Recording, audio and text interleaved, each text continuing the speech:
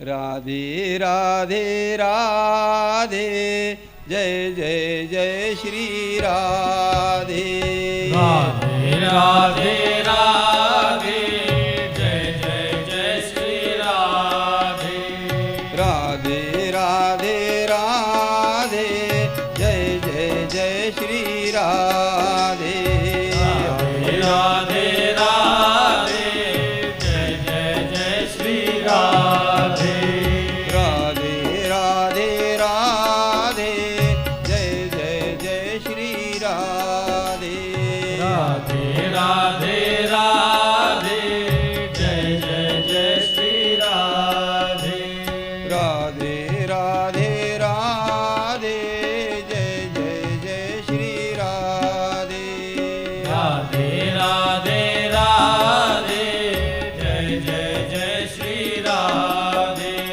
राधे राधे राधे जय जय जय श्री राधे राधे राधे राधे जय जय जय श्री राधे राधे राधे राधे बरसाने वाली राधे राधे राधे राधे बरसाने वाली राधे राधे राधे राधे हमारी प्यारी राधे राधे राधे राधे हमारी प्यारी राधे राधे राधे राधे जय जय जय श्री राधे राधे राधे राधे जय जय जय श्री राधे राधे राधे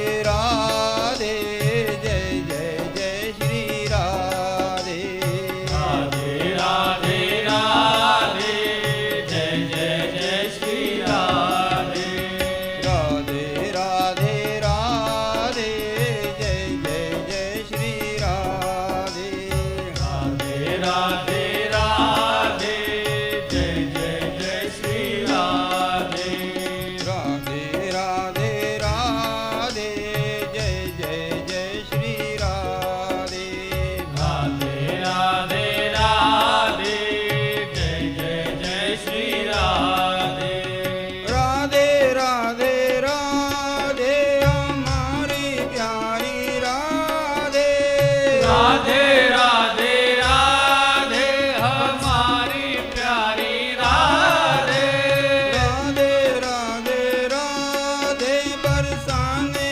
वाली राधे राधे राधे राधे हमारी वाली राधे राधे राधे राधे जय जय जय श्री राधे राधे राधे राधे जय जय जय श्री राधे राधे राधे राधे जय जय जय श्री राधे राधे राधे राधे जय जय जय श्री राधे राधे राधे राधे जय जय जय श्री राधे राधे राधे राधे जय जय जय श्री राधे राधे राधे राधे जय जय जय श्री राधे राधे राधे राधे जय जय जय श्री राधे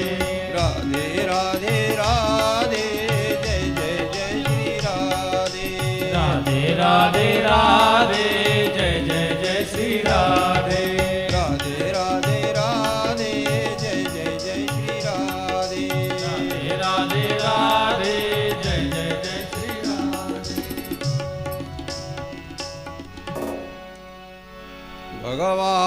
भगवान पिता रात्रि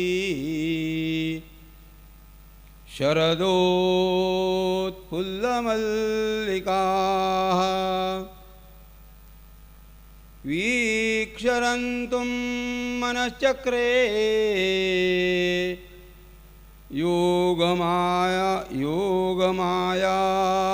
योगमायामुपाश्रितः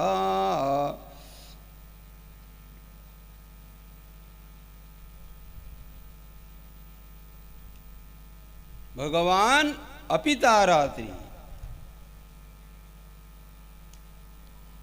या ठिकाणी हा जो एक शब्द आला आहे अपि,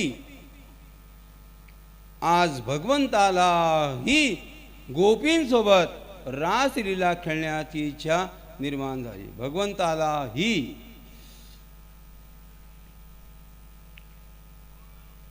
प्रत्येक जीवात्म्याला भगवंतासोबत कधीतरी रासलीला खेळण्याची इच्छा होतच असते. प्रत्येक जीवात्म्याला असं वाटत असतं की आपण कधीतरी भगवंतासोबत रास रचावी, भगवंतासोबत रासलीला खेळावी.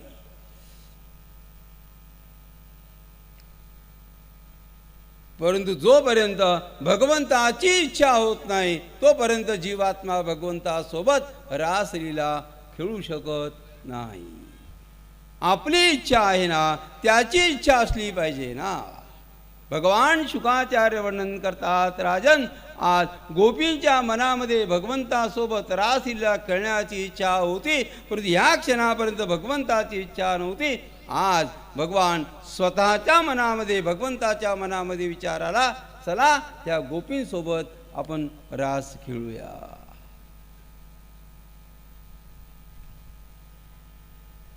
शरद पौर्णिमेची स्वच्छ रात्र, शरद पौर्णिमेची अत्यंत ती पवित्र रात्र आहे. भगवंत स्वतः वनामध्ये आहे आणि भगवंतानं आपल्या हातामध्ये बासुरी धरली आणि या सगळ्या गोपींना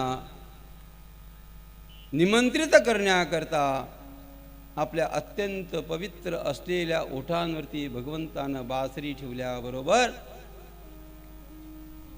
ही मुरली जेव्हा भगवंतानं वाजवली, राजा, ह्या मुरलीचा आवाज गोकुळामध्ये जाऊन पोहोचला.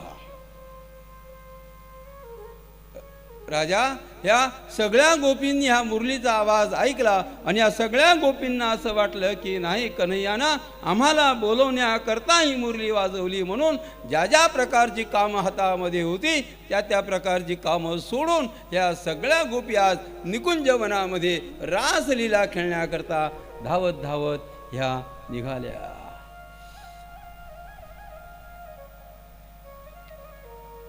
राजा, एक गोपी बाहेर जाण्याकरता स्वतःचा शृंगार ती करीत होती. ह्या गोपीनं आपल्या एका डोळ्यामध्ये काजळ लावलं, दुसऱ्या डोळ्यामध्ये काजळ लावणार. त्याच कालावधीमध्ये ह्या गोपीनं मुरलीचा आवाज ऐकला आणि दुसऱ्या डोळ्यामध्ये काजळ न लावता काजळाचं बोट आपल्या गालावरती लावून ती गोपी तशीच ती निघाली. राजा, एक गोपी आपला स्वतःचा शृंगार करून बाहेर जाण्याकरता ती निघाली होती. या गोपीनं आपल्या एका पायामध्ये पैंजण घातलं, दुसऱ्या पायामध्ये पैंजण घालणार. त्याच कालावधीमध्ये ह्या गोपीनं मुरलीचा आवाज ऐकला आणि ते पैंजण आपल्या पायामध्ये न बांधता त्या गोपीनं ते पैंजण आपल्या गळ्यामध्ये बांधलं. ती गोपी तशीच निघाली. या सगळ्या गोपी आज वेड्या झाल्या, कारण ज्या क्षणाची आम्ही वाट पाहत होतो तो क्षण इतक्या जवळ आला, या भांबावून गेल्यात.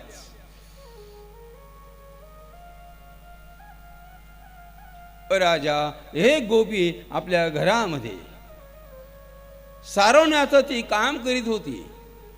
अंगण सारवता सारवता या गोपीनं भगवंतानं वाजवलेल्या मुरलीचा आवाज ऐकला आणि ही गोपी त्याच अवस्थामध्ये शेणाचा गोळा हातामध्ये घेऊन रासमंडलाकडे जाण्याकरता ती निघाली.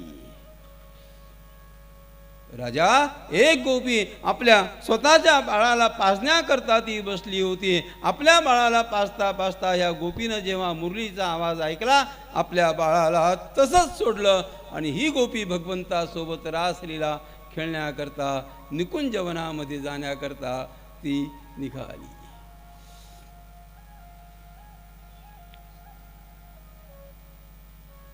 या सगळ्या गोपी भांबावून गेलेल्या अवस्थेमध्ये होत्या. नाही, त्यानं आपल्याला बोलवलंय, लवकरात लवकर आपल्याला निकुंज वनामध्ये, लवकरात लवकर आपल्याला वनामध्ये गेलं पाहिजे. कारण का, ह्या मुरलीचा आवाज, ह्याचा अर्थ आपल्याला कन्हैया बोलवतोय.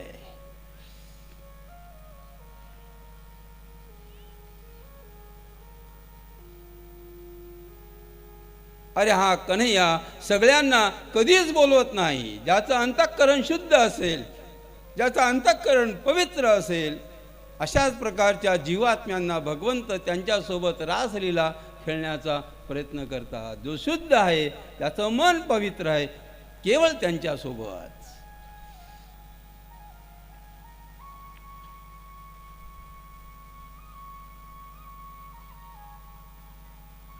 आणि भगवंत कोणत्या प्रकारच्या चित्ताची चोरी करतात? यशोमती किशोरकम नमामी चित्त चोरकम.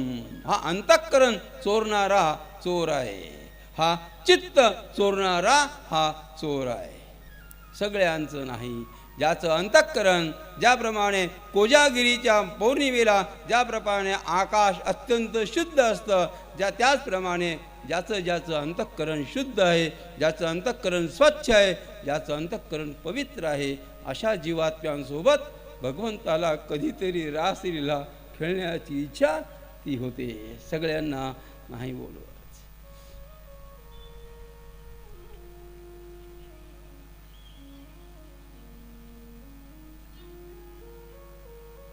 संतांचं चरित्र जरा पाहताना तुम्ही बघा, आपापल्या हातामधलं काम अर्धवट टाकून संत निघून गेलेत.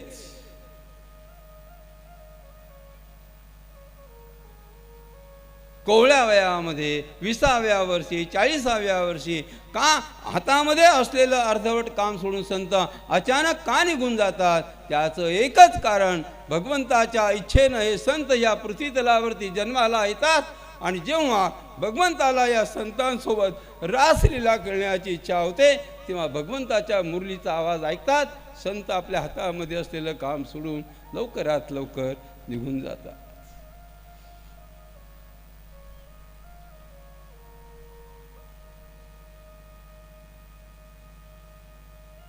या सगळ्या गोपी धावत पळत ह्या वनामध्ये येतात. कन्हैयाच्या जवळ आल्या. कन्हैयानं या सगळ्या गोपींचं स्वागत केलं. स्वागतम वो महाभागा आसिताम करवाम किम. अरे या या, मी तुमचं स्वागत करतो.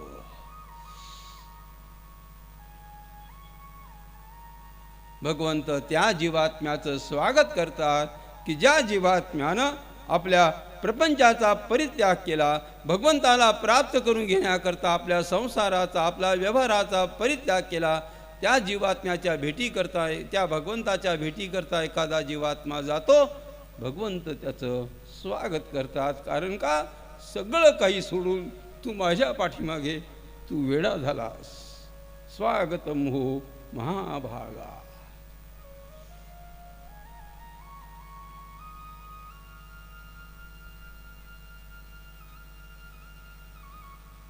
व्यावहारिक दृष्टिकोनातनं संत वेडे असतात आणि संतांच्या दृष्टिकोनातनं रात्रंदिवस संपत्ती कमवणारा एखादा जीवात्मा हा वेडा असतो.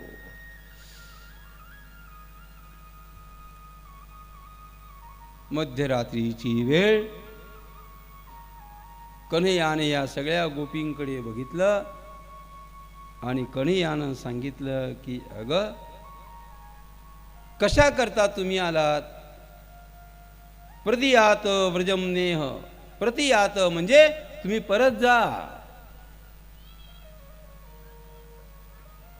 तुमच्या घरी तुमचे आई बाबा तुमची वाट पाहत असतील, तुमच्या घरी तुमची मुलं वाट पाहत असतील, तुमच्या घरी तुमचे पती वाट पाहत असतील. प्रतियात, तुम्ही लवकरात लवकर आपापल्या घरी परत जा.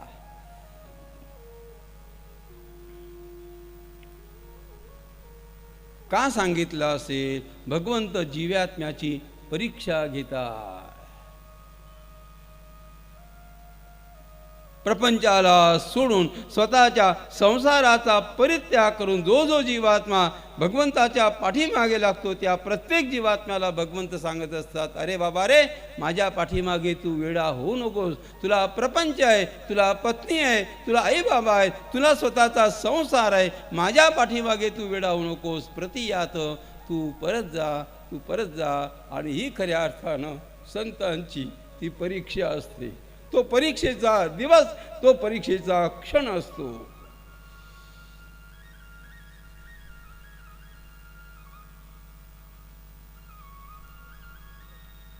आणि ज्याच्या बुद्धीमध्ये भगवंत हा जर समजा 100% बसलेला नसेल, असा जर समजा तो कच्चा भक्त असेल, मग तो काय विचार करतो? भगवंत सांगतात तेच खरं आहे, मला माझी पत्नी, मला माझी पोरं, मला माझा संसार, मला माझा व्यवहार आहे, हा संत लगेच पाठीमागे फिरतो.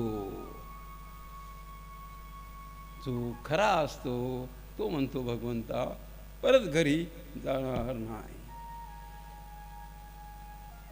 भगवंत परीक्षा घेतात. एखाद्या युनिव्हर्सिटीचं आपल्याला एक 6 इंची सर्टिफिकेट हवं असेल तर आपल्याला त्या सगळ्या परीक्षा पास व्हाव्या लागतात. मग जर समजा भगवंताच्या दर्शनाची इच्छा घेण्याची इच्छा असेल, भगवंत आपली परीक्षा घेत नसेल का?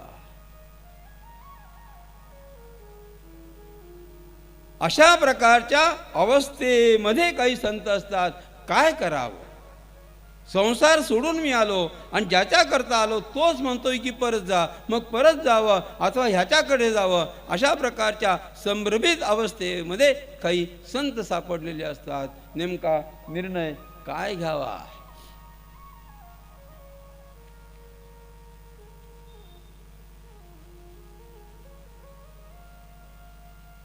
आणि ज्या संतांच्या अंतःकरणामध्ये या प्रेमतंतूंना तडातडा तोडण्याची क्षमता असते, अशाच प्रकारचा एखादा संत हा भगवंतापर्यंत पोहोचतो. अशस्त्र शस्त्रेण शृंगेर्वा.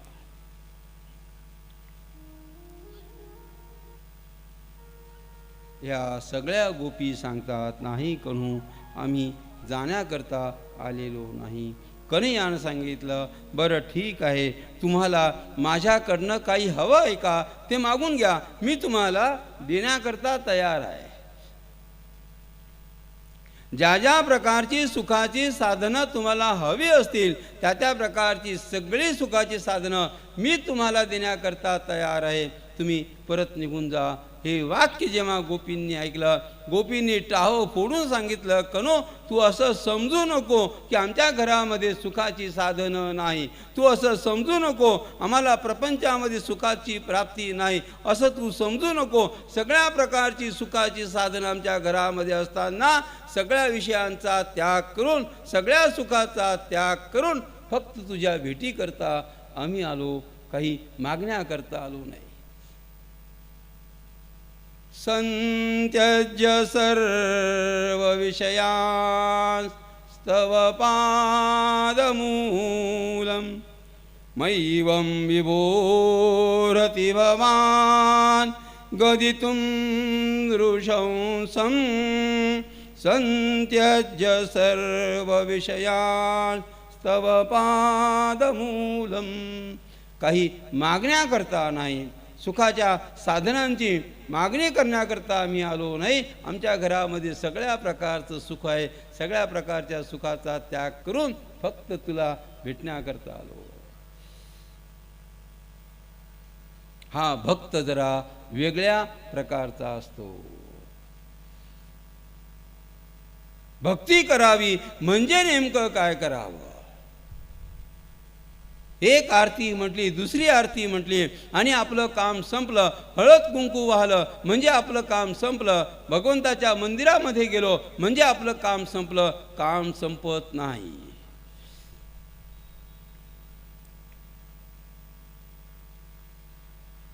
भगवंताची भक्ती करावी म्हणजे आपल्या संपूर्ण शारीरिक सुखाचा त्याग करणं, आपल्या सगळ्या वासनांचा त्याग करणं, त्याला खऱ्या अर्थानं भगवंताची भक्ती म्हणतात.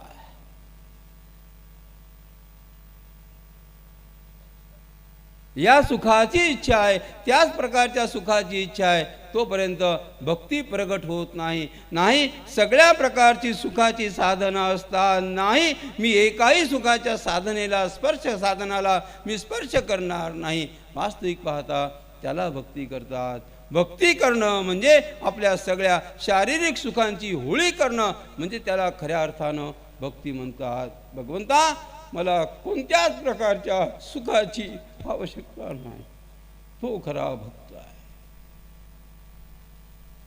सुखांचा उपभोग घेणारा हा वेगळा जीवात्मा आहे आणि सगळ्या सुखांचा त्याग करणारा हा वेगळा भक्त आहे. दोघांमध्ये फार अंतर आहे. अहो, प्रत्येक दुःखी जीवात्मा हा भगवंताच्या दारावरती गेल्याशिवाय त्याला पर्याय नाही. संकट आलं जीवात्मा भगवंताच्या दारावरती जातो, आपत्ती आली जीवात्मा भगवंताच्या दारावरती येतो, दुःखामध्ये जीवात्मा भगवंताच्या दारावरती येतो. ह्याच्यामध्ये काही विशेषता नाही. खरी विशेषता कशामध्ये आहे? सगळं काही सुख सोडून जो पांडुरंगाच्या दर्शनाकरता जातो तो खऱ्या अर्थानं भक्त. सुखी संसाराची सोडोनी आगाठ, पाऊले चालती पंढरीची वाट. सुखी संसाराची सोडून या गाठ. सगळ्या प्रकारचा सुखाचा त्याग करून जो भगवंताची भक्ती करतो त्याची भक्ती सगळ्यात श्रेष्ठ मानण्यात आली. काही मागण्याकरता नाही. जयांची भजने भोगांसाठी. मला हे पाहिजे म्हणून मी आलो, मला ते पाहिजे म्हणून मी आलो. अरे जीवनामध्ये एखादा दिवस तरी अशा प्रकारचा येऊ द्या की पांडुरंगाच्या दारावरती गेल्यानंतर स्पष्टपणे सांगा, पांडुरंगा विठ्ठला, मी काही मागण्याकरता आलो नाही, फक्त तुला धन्यवाद देण्याकरता आलो. तेव्हा ज्या प्रकारची शांती तुमच्या मनामध्ये निर्माण होईल ते मागून होणार नाही. कधीतरी धन्यवाद देण्याकरता जाओ, मला काहीच नको. पांडुरंगा फार आठवण येत होती म्हणून मी भेटण्याकरता आलो. तत् विस्मरणे परम व्याकुलतेती. देवर्षी नारद भक्तिसूत्रामध्ये देवर्षी नारद स्पष्टपणाने सांगतात की भगवंताची भक्ती म्हणजे काय? तत् विस्मरणे परम व्याकुलतेती. भगवंताचं विस्मरण झाल्यानंतर ज्या जीवात्म्याचं मन व्याकुळ होतं तो खरा भक्त आहे. विषयी माणसाला विषयाचं जितकं आकर्षण असतं तितकंच आकर्षण भक्ताला भगवंताबद्दल जेव्हा होतं तेव्हा ती खऱ्या अर्थानं भक्ती असते.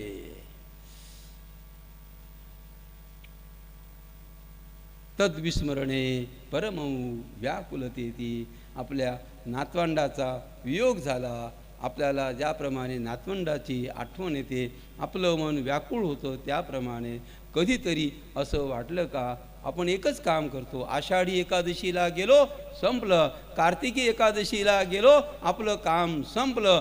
कधीतरी ह्या दोन्ही एकादशी सोडून कधीतरी एकादशी नसेल तेव्हा कधीतरी आपलं मन भगवंताच्या पांडुरंगाच्या विठ्ठलाच्या भेटी करता कधीतरी व्याकुळ होतं का? होत नाही. नियम घालून दिला, आषाढी एकादशीला द्या, आपण नियमांचं पालन करतो फक्त. नाही, माझं मन फार बेचैन होत आहे, मला झोप येत नाही आहे, पांडुरंगाशिवाय मला काही आठवत नाही आहे, विठ्ठलाशिवाय मला काही आठवत नाही आहे, लवकरात लवकर एकदा भेट घेण्याकरता जावं. इतकं मन आपलं जेव्हा व्याकुळ होतं तेव्हा विठ्ठल आपल्या फार जवळ असतो, तेव्हा तो तुम्हाला सांभाळत असतो, तेव्हा तुम्हाला मागण्याची आवश्यकता राहत नाही. मागू नका.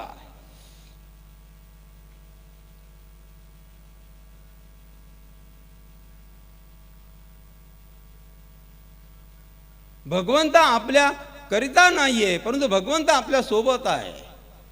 God is not with you but he is always with you.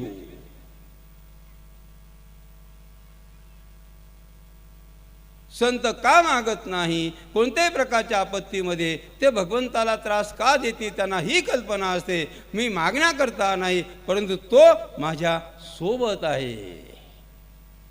जिथे जातो तेथे तू माझा संगाती. हे ज्याला जमलं तो खऱ्या अर्थानं संत, हे ज्याला जमलं तो खऱ्या अर्थानं हा भक्त. तो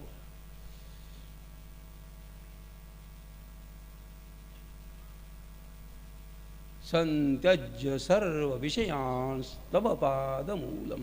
भक्ती करणं म्हणजे आपल्या सगळ्या शारीरिक सुखांचा परित्याग करणं खऱ्या अर्थानं त्याला भक्ती म्हणतात. प्रपंचामध्ये कुठेतरी प्रपंचामध्ये कुठेही पूर्णत्व तुम्हाला दिसत नाही. प्रपंच हा कधीही पूर्ण होत नाही. परमार्थामध्ये पूर्णत्व आहे, पूर्णविराम आहे.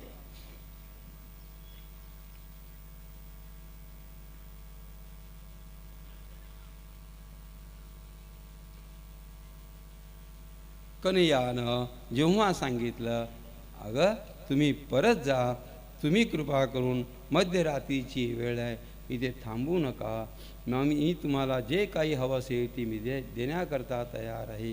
ह्या पतीने ह्या सगळ्या गोपींना सांगितलं, कन्हू ठीक आहे, आमच्यासोबत रासलीला करण्याची तुझी इच्छा नाही ना, आम्ही परत जाण्याकरता आम्ही तयार आहोत. परंतु कन्हू आमची एक वस्तू तू चोरलेली आहेस, आमची चोरलेली वस्तू तू आम्हाला देऊन टाक, आम्ही आमच्या संसारामध्ये निघून जाऊ. कारण ती चोरलेली वस्तू आमच्या जवळ नाही ना, ती चोरलेली वस्तू तुझ्याकडे आहे, ती वस्तू आम्हाला तू देऊन टाक. एका गोपीनं सांगितलं की कन्हैया, अत्यंत पवित्र चरणारविंदांना सोडून परत संसारामध्ये जाण्याची इच्छा नाही. पादौ पदन्न चलतस तव पादमूलं यामकदं व्रजमथो करवाम किं वा. या गोपी टाहो फोडून सांगतात की कन्हैया, पादौ पदन्न चलतस तव पादमूलात, तुझ्या अत्यंत पवित्र चरणारविंदांना सोडून परत प्रपंचामध्ये जाण्याची आमची इच्छा नाही, तू आमच्यासोबत रास खेळ.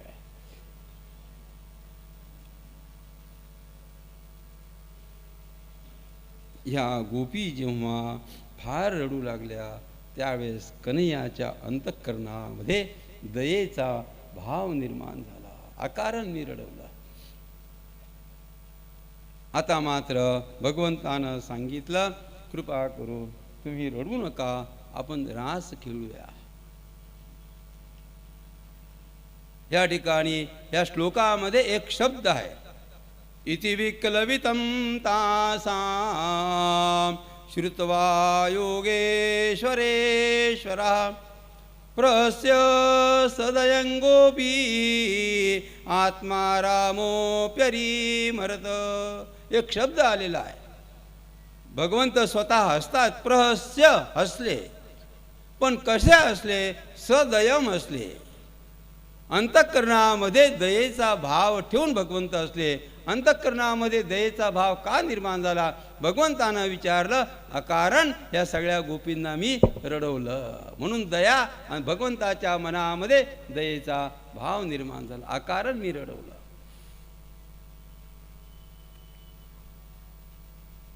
भगवंतानं सांगितलं, रडू नका, चला आपण रासलीला करूया. आता रासमंडलामध्ये एक गोपी एक कृष्ण, एक गोपी एक कृष्ण, अशा प्रकारे रासमंडलामध्ये रासलीला आरंभ होते. रासलीला जेव्हा आरंभ झाली, सगळ्या गोपींच्या मनामधला अहंकार आता वाढत गेला. परमार्थ मार्गामध्ये जो कामी असेल त्याचा उद्धार होईल, जो लोभी असेल त्याचा उद्धार होईल, जो क्रोधी असेल त्याचा उद्धार होईल. परमार्थ मार्गामध्ये अहंकारी माणसाचा उद्धार होणं हे कधीच शक्य नाही, नाही आणि कधीच नाही. या ठिकाणी जरा बघा, भगवंतानं रास आरंभ केला. आता गोपींच्या बुद्धीमध्ये अहंकाराचा भाव निर्माण झाला. अगोदर नको नको सांगत होता, आता आमच्यासोबत कसा खेळतो? अरे तू आमच्याशी नाही खेळणार तर कुणाशी खेळणार? हा विचार आला आणि हा विचार आल्याबरोबर राजन त्या रासमंडलामधनं भगवंत अंतर्धान होऊन जात आहेत. सगळ्या गोपी आता भगवंताचा शोध घेत आहेत. हा कन्हैया कुठे गेला असेल, हा कन्हैया कुठे गेला असेल, अशा प्रकारचा शोध घेता घेता त्या वनाच्या बाहेर येत आहेत. आणि एका गोपीने बघितलं, भगवंताच्या छोट्या छोट्या पदचिन्हांना बघितलं. आणि ह्या गोपीनं बाकीच्या गोपींना सांगितलं की अगं, हा कन्हैया या मार्गामधनं हा गेला. सगळ्या गोपींना आनंद होतोय कन्हैयाच्या पदचिन्हांना बघितल्याबरोबर. आणखी पुढे गेल्यानंतर या कन्हैयाच्या छोट्या छोट्या पदचिन्हांच्या जवळ आणखी 2 छोटी छोटी पदचिन्ह बघितली. आणि गोपीनं सांगितलं की अगं, हा एकटा गेला नाही, जाताना कुणाला तरी सोबत घेऊन गेला. आता ह्या गोपी रागवतायत, त्या छोट्या छोट्या गोपीच्या पदचिन्हांना आता त्या मारतायत. आम्हाला घेऊन गेला नाही याचं दुःख नव्हतं, परंतु आम्हाला सोडून एका गोपीला सोबत घेऊन गेला याचं मात्र त्यांना दुःख होतं. भगवंत पुढे जातात. पुढे जाता जाता भगवंतानं राधिकेला एका शिलाखंडावरती बसवलं आणि ह्या गोपीचा भगवंत स्वतः शृंगार करतात. पुष्पांच्या माळा, हातामध्ये गजरा, डोक्यामध्ये गजरा, उत्तम प्रकारचा शृंगार भगवंतानं या गोपीचा केला. आणि त्यानंतर भगवंतानं सांगितलं की अगं, आता आपल्याला चालायचं आहे, आपण 10 मिनिटामध्ये आपण पोहोचणार आहोत. आता ह्या गोपीला असं वाटलं की नाही, मी आता थकलेली आहेत, मला चालता येणार नाही. मग कन्हैयानं विचारलं, मग तुला काय मी माझ्या खांद्यावरती बसवू का?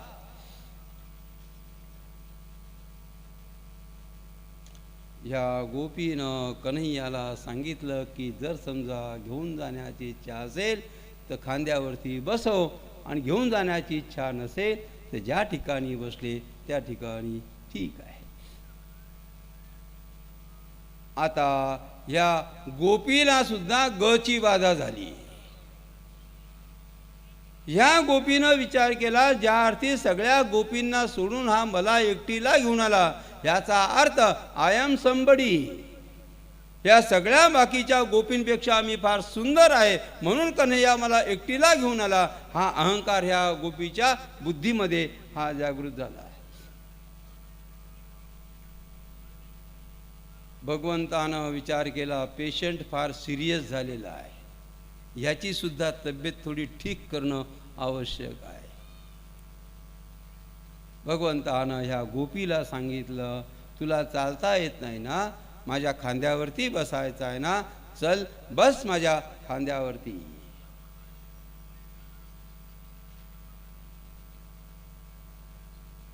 भक्ताला भगवंत स्वतःच्या खांद्यावरती बसवतात का, ह्याचा अशा प्रकारचा प्रश्न न विचारता भगवंत स्वतः म्हणतात, ज्ञानेश्वर महाराज स्वतः म्हणतात, तयामी माथा मुकुट करी. अशा प्रकारचा जो कोणी एखादा भक्त असेल, अरे अशा प्रकारच्या भक्ताला मी माझ्या मस्तकावरती मी धारण करतो.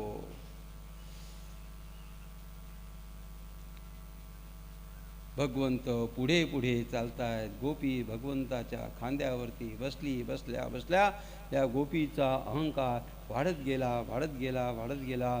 पाठीमागनं सगळ्या गोपी एकदम जवळ येतात. गोपी जवळ आल्या हे जेव्हा भगवंताच्या लक्षात आलं, भगवंत त्या गोपीच्या खालनं अंतर्धान होतात आणि ही गोपी धपकन खाली आपटते.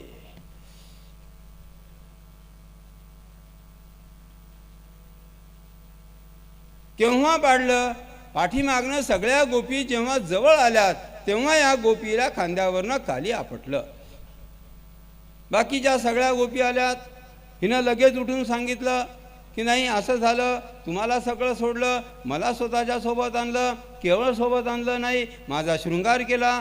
केवळ शृंगार केला नाही, मला खांद्यावरती बसवलं. हे सगळं वर्णन करताना एका गोपीनं मध्येच सांगितलं, अगं हे सगळं काही सांगितलं, तुला धपकन खाली आपटलं ते सांग की जरा.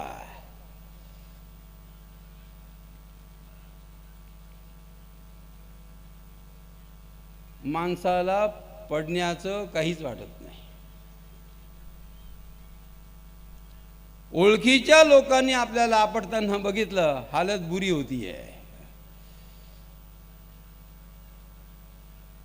अंततो गत्वा ह्या सगळ्या गोपी राधिकेला प्रणाम करतात आणि राधिकेची प्रार्थना करताना सांगतात की राधिके, हा कन्हैया कोणत्या मार्गामध्ये गेला, कृपा करून तो रस्ता तू आम्हाला दाखव. जोपर्यंत राधाराणीची पूर्ण कृपा प्राप्त होत नाही तोपर्यंत भगवान श्रीकृष्णांचं दर्शन होणं शक्य नाही. वृंदावनामध्ये बाके बिहारी मंदिरामध्ये आपण उभे राहतो, भगवान कृष्णाच्या समोर आपण उभे आहोत आणि आपले दोन्ही हात वरती करताना आपण काय सांगत असतो, भगवान श्रीकृष्णाचं नाव घेत नाही, राधे राधे राधे म्हणतो. काय कारण असेल?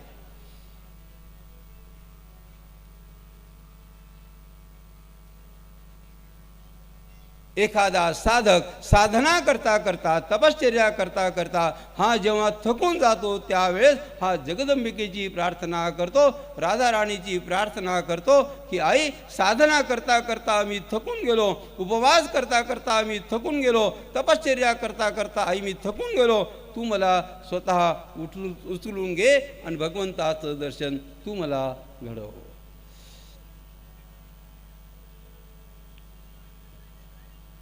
एक वर्षाचं छोटंसं बालक आपल्या घरामध्ये असेल आणि तो जेव्हा आपल्या गुडघ्याच्या साह्यानं चालता चालता जेव्हा तो थकून जातो त्यावेळेस तो रडतो, आईच्या जवळ येतो, आईचा पदर बघितल्याबरोबर आपले दोन्ही हात तो वरती करतो. का वरती करतो? आपल्या मातेला तो सांगत असतो, आई आता आम्ही थकून गेलो, कृपा करून तू मला उचलून घे. त्याचप्रमाणे शास्त्रकार तर म्हणतात की ज्याचं मन अत्यंत नित्यनियमानं चंचल असतं, त्या चंचल मनाला शांत करण्याकरता सगळ्यात सोपा उपाय या श्रीमद भागवतामधल्या दशमस्कंधाच्या ह्या 5 अध्यायांचं पारण त्या जीवात्म्यानं रोज करावं. रोज रोज राजपंचाध्यायीचं पारायण करता करता माणसाचं मन हे शांत होईल, माणसाच्या मनातल्या वासना ह्या समाप्त होतील.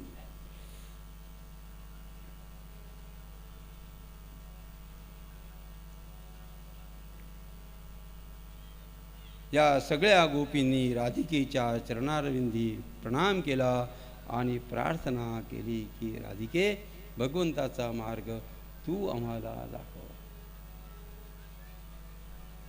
राधे तेरे चरणों की श्यामा तेरे चरणों की,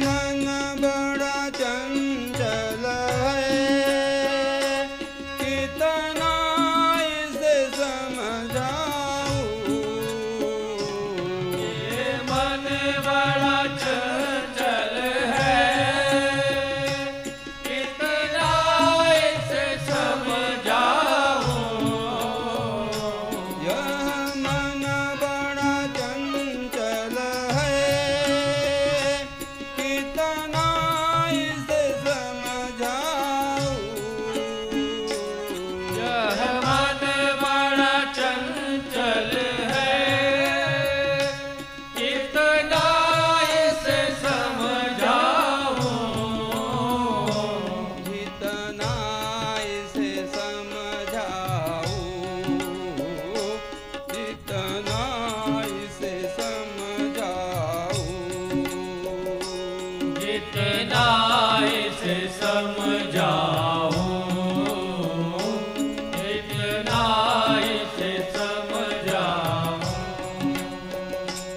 उतना ही मचल जाए राधे तेरे चरणों की, श्यामा तेरे चरणों की।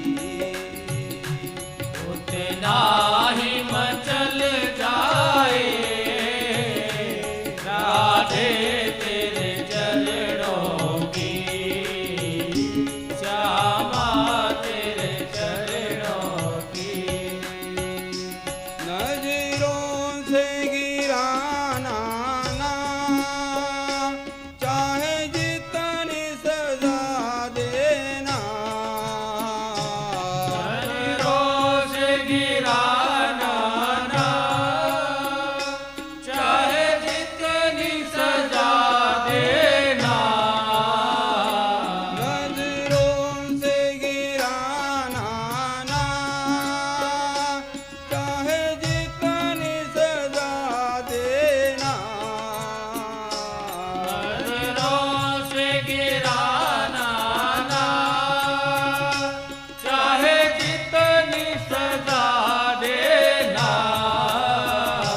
नजरों से जो गिर जाए,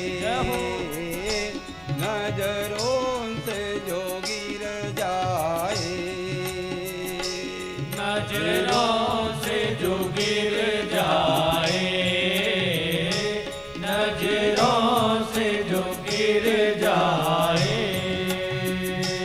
मुश्किल संभल पाए राधे तेरे चरणों की, श्यामा तेरे चरणों की।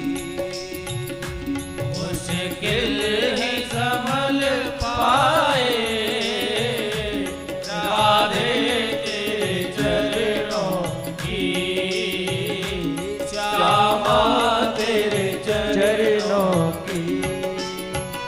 राधे इस जीवन में बस इतनी तमन्ना है। राधे इस जीवन में बस इतनी तमन्ना है। राधे इस जीवन में बस इतनी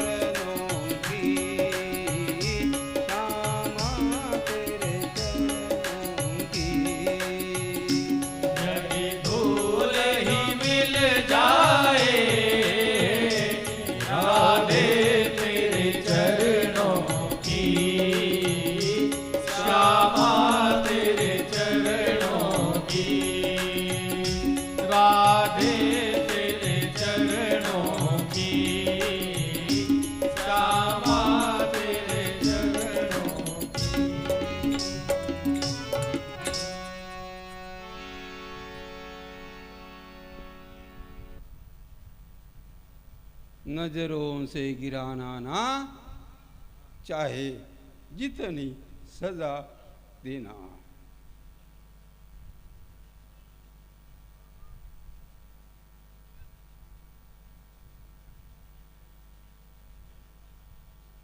जोपर्यंत भगवंताचं दर्शन होत नाही, जोपर्यंत राधाराणीचं दर्शन होत नाही, तोपर्यंत आपल्याला विश्वामध्ये सौंदर्य दिसत असतं.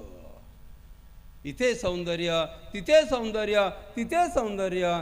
शास्त्रकार म्हणतात की ज्या क्षणी तुला भगवंताचं दर्शन होतं, राधाराणीचं दर्शन होतं, त्यावेळेस ह्या जीवात्म्याला जगातलं सौंदर्य हे फिकं फिकं हे आपोआप वाटू लागतं.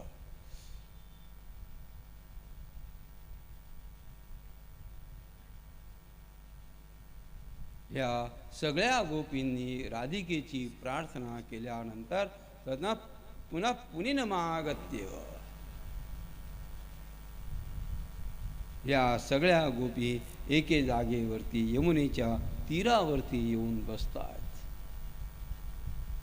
तीरावरती बसल्या बसल्या भगवंताचं चरित्र ते आपसामध्ये वर्णन करतायत.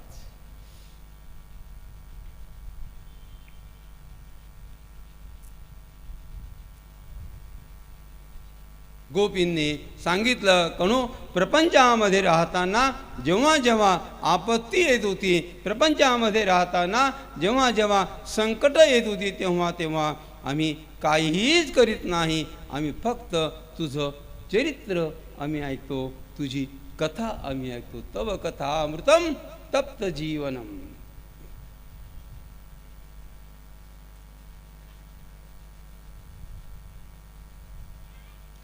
कथेतनं काय मिळणार आहे, कथा ऐकून काय मिळणार आहे. मी तर या व्यासपीठावरनं अत्यंत विश्वासानं सांगतो, ज्या ज्या प्रकारच्या समस्या आपल्या मनामध्ये असतील, काही समस्यांचं चिंतन आपल्याला करता येत नाही, काही समस्यामधनं आपल्याला मार्ग मिळत नाही, सगळ्या प्रकारच्या समस्या या 7 दिवसाची कथा ऐकल्यानंतर आपल्या मनामधनं ह्या गेल्याच पाहिजे आणि त्या जातात.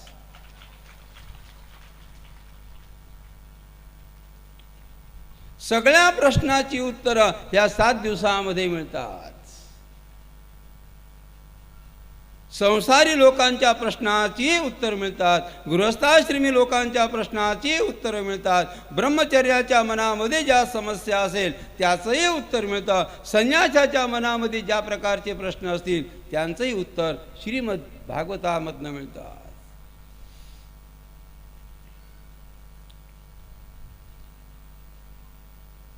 अंतःकरणामध्ये नैराश्याचा भाव आला, काही करू नका, श्रीमद भागवताची कथा ऐका.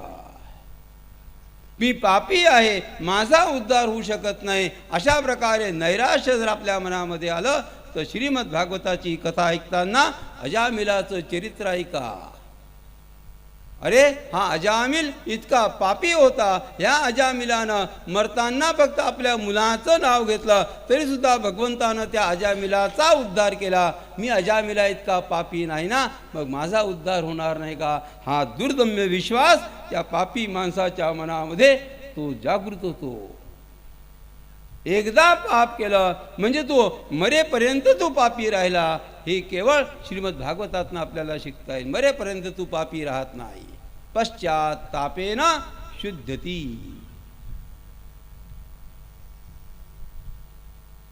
पश्चात्तापाचा भाव आला, अरे हे मला करायला नको होतं, अरे अशा प्रकारे अपशब्दांचा प्रयोग करणं हे योग्य नव्हतं. हा पश्चात्ताप मनामध्ये आला, हा पापी सुद्धा हा शुद्ध होतो.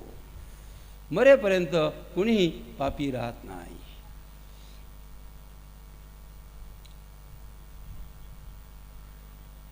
बरं, एका पापापासून मुक्त होतो का? भगवंत म्हणतात नाही, अहंता सर्व पापेभ्यो. ज्या ज्या प्रकारचं पापकर्म या जीवात्म्यानं केलं असेल त्या सगळ्या पापांपासनं भगवंत त्याला मुक्त करतात. फक्त जीवात्म्याचं कर्तव्य इतकंच आहे, त्यानं भगवंताची निष्कपट मनानं, निस्वार्थी मनानं, निरपेक्ष मनानं भगवंताची शरणागती त्यानं स्वीकार करावी. कोणत्याही प्रकारची समस्या असेल, त्या समस्येमधनं बाहेर यायचं असेल तर श्रीमद भागवताची कथा ऐका.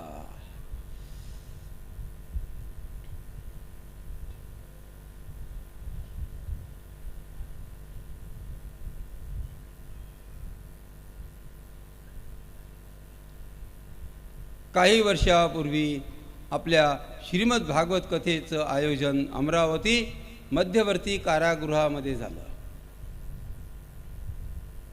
कैदी लोकांकरता कथेचं आयोजन होतं. 7 दिवसाची कथा संपली. 3000 कैदी सगळे मोकळे. मनोगत व्यक्त करण्याकरता एक कैदी उभा राहिला आणि त्या कैद्यानं मनोगत व्यक्त करताना त्यानं सांगितलं की महाराज जी कथा बहुत अच्छी रही.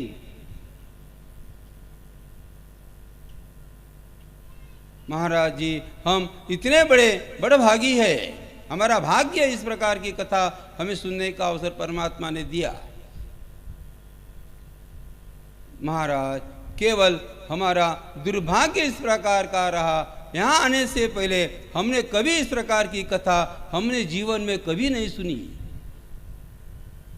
हमने जीवन में इस प्रकार की कथा यदि जीवन में कदापि हमने सुनी होती तो महाराज जी आज हम लोग जेल में नहीं होते.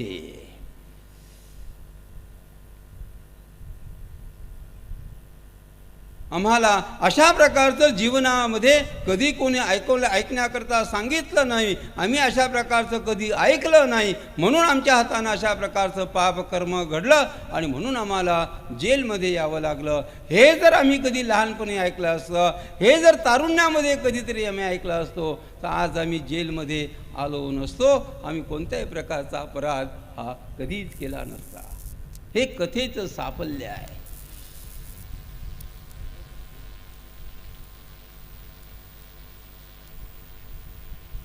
एका कैद्यानं स्वतःचं मनोगत व्यक्त करताना सांगितलं की आम्ही इथे आल्यानंतर ज्यांच्यामुळे आम्ही जेलमध्ये आलो, इथून गेल्यानंतर आम्ही बदला घेण्याचा भाव आमच्या मनामध्ये होता. परंतु महाराज ही कथा ऐकल्यानंतर बदला घेण्याचा भाव आमच्या मनामधनं तो निघून गेला. जे घडलं ते घडलं. आता कोणत्याही प्रकारचा बदला घेण्याचा भाव आमच्या मनामध्ये नाही. हे कथेचं साफल्य आहे.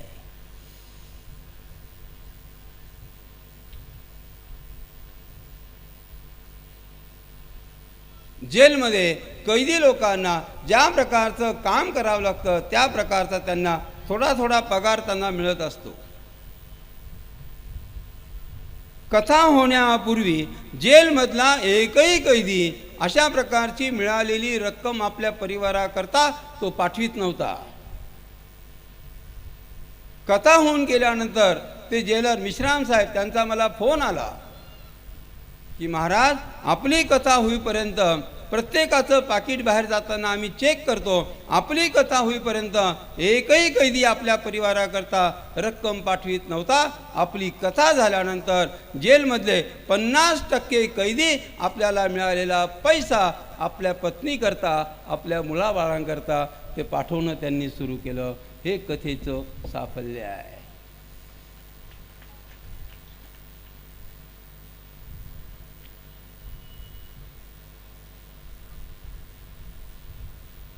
अंतःकरणामध्ये जर समजा नैराश्याचा भाव आला, आपण काहीच करू शकत नाही अशा प्रकारचा भाव आला तर भगीरथाचं चरित्र ऐकावं.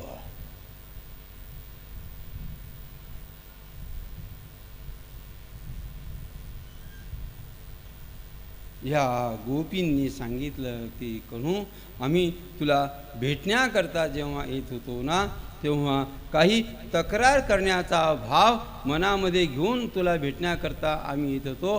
परंतु तुझा हसरा चेहरा बघितल्यानंतर, तुझ्या नेत्रातलं निष्पाप अशा प्रकारचं प्रेम बघितल्यानंतर तक्रार करण्याचं काम आम्ही विसरून जात होतो. कारण तुझं बघणंच इतकं प्रिय आहे. प्रहसिताननं प्रेम वीक्षितम्.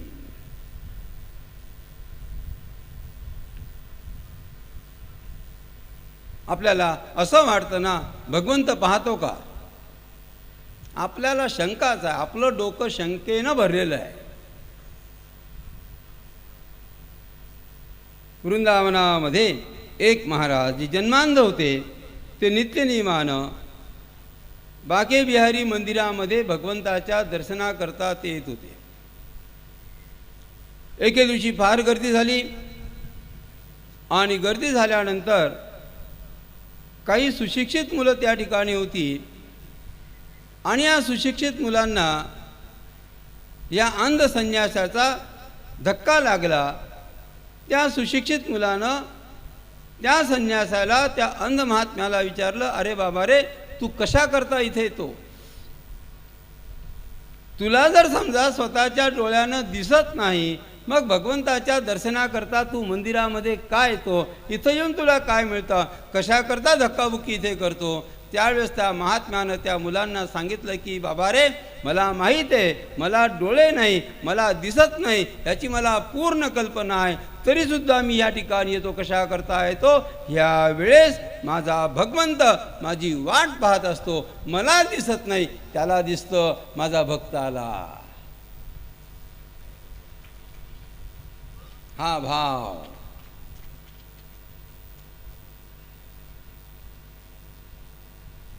प्रहसिताननम प्रेम वीक्षण.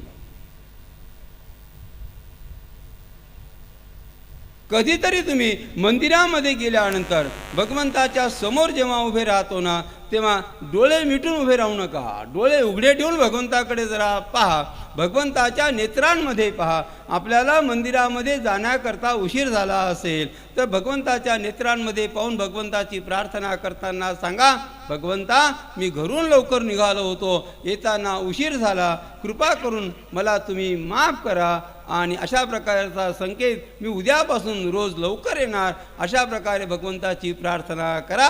भगवंताच्या नेत्रांमध्ये पहा, भगवंत तुम्हाला संकेत देतात, चल आज उशीर झाला ना, उद्यापासनं तू वेळेवरती ये. तो संकेत देतो.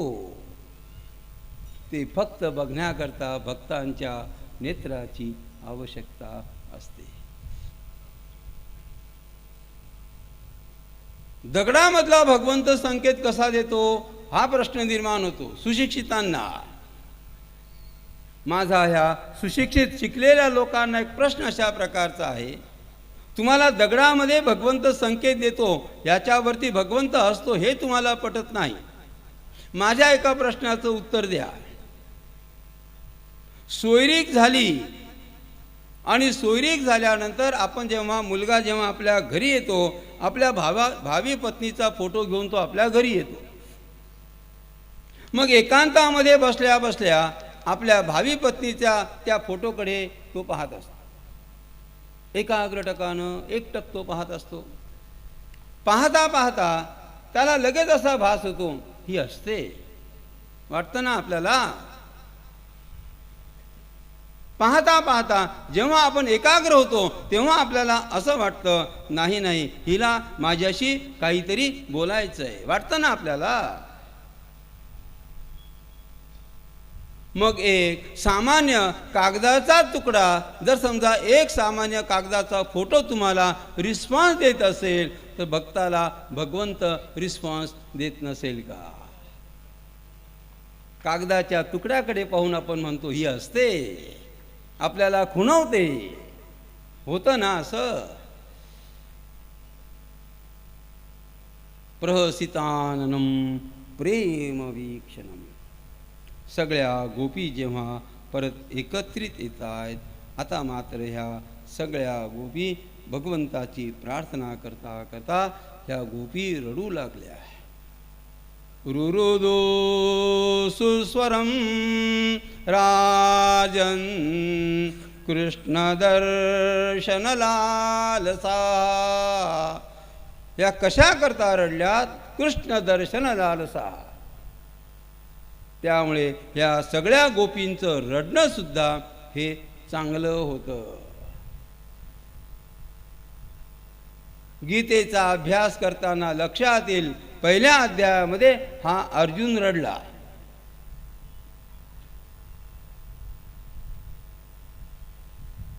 का रडला? माझ्या आजोबांचं वध केल्यानंतर मला पाप लागेल अथवा मला पुण्य मिळेल, माझ्या गुरुदेवांची हत्या केल्यानंतर मला पाप लागेल अथवा पुण्य मिळेल, अशा प्रकारच्या संभ्रम अवस्थेमध्ये हा अर्जुन होता. माझ्या हातानं पाप तर घडणार नाही ना, पापाची भीती अंतःकरणामध्ये असल्यामुळे अर्जुन रडला. म्हणून पहिल्या अध्यायाचं नावही अर्जुन विषाद योगो नाम प्रथमोध्याया. अर्जुनाचं रडणं सुद्धा ही एक भक्ती आहे, अर्जुनाचं रडणं सुद्धा हा एक योग आहे. संसाराकरता रडणं एक वेगळी गोष्ट आहे, भोगांकरता रडणं एक वेगळी गोष्ट आहे, भगवंताकरता रडणं एक वेगळी गोष्ट आहे. या सगळ्या गोपी जेव्हा एकेच ठिकाणी बसल्या भगवंताचं स्मरण करीत होत्या, त्याच कालावधीमध्ये भगवान श्रीकृष्ण त्या ठिकाणी प्रकट होत आहेत. एका गोपीनं भगवंताचा हात धरून घेतला, दुसऱ्या गोपीनं भगवंताच्या पायांना धरून घेतलं, तिसऱ्या गोपीनं भगवंताच्या खांद्याला धरून ठेवलं. कारण का? हा जसा आला तसा कदाचित हा निघून जाईल. भगवंतानं जितक्या गोपी त्या रासमंडलामध्ये होत्या तितकी रूप भगवंतानं घेतली आणि भगवंताची दिव्य लीला आरंभ होते. जय जय श्यामा जय जय श्याम, जय जय श्री वृंदावन धाम. जय जय श्यामा जय जय श्याम, जय जय श्री वृंदावन धाम. जय जय श्यामा जय जय श्याम, जय जय श्री वृंदावन धाम. जय जय श्यामा जय जय श्याम, जय जय श्री वृंदावन धाम. जय जय श्यामा जय जय श्याम, जय जय श्री वृंदावन धाम. जय जय श्यामा जय जय श्याम, जय जय श्री वृंदावन धाम. जय जय श्यामा जय जय श्याम, जय जय श्री वृंदावन धाम. जय जय श्यामा जय जय श्याम, जय जय श्री वृंदावन धाम. जय जय श्यामा जय जय श्याम, जय जय श्री वृंदावन धाम. जय जय श्यामा